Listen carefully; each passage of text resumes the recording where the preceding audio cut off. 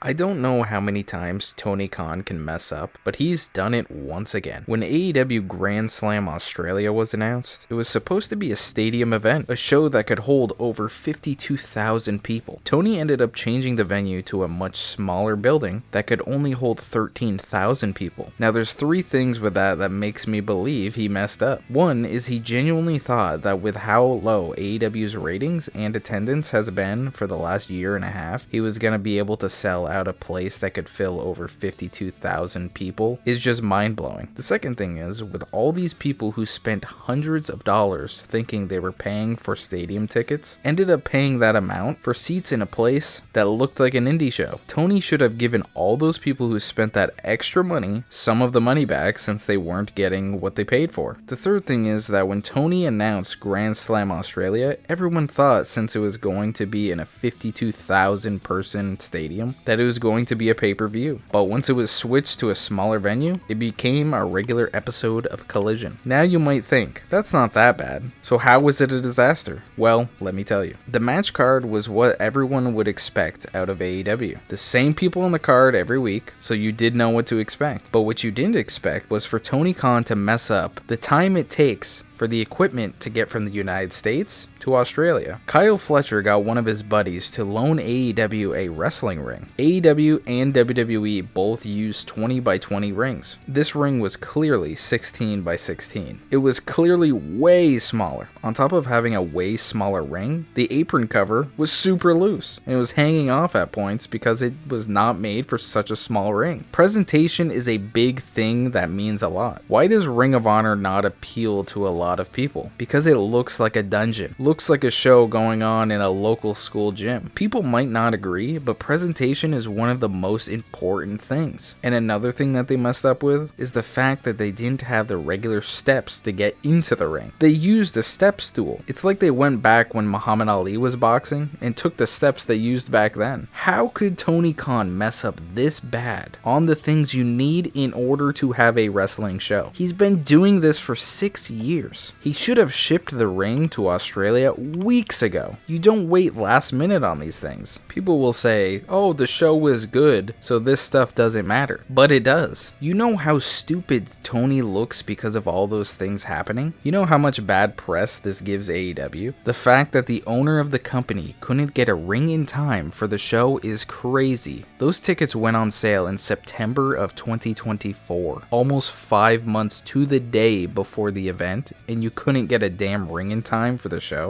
Like, come on, Tony. He's the reason why AEW keeps having disaster moments like this. I will continue to point out these stupid things that Tony Khan does here on my channel. I've been doing it since AEW started, and I will continue till he learns how to become a true owner of a wrestling company. Tell me what you guys think about this. Did these things really make it a disaster, or is it just me? Thanks for watching and subscribe for more wrestling content. See you in the next one.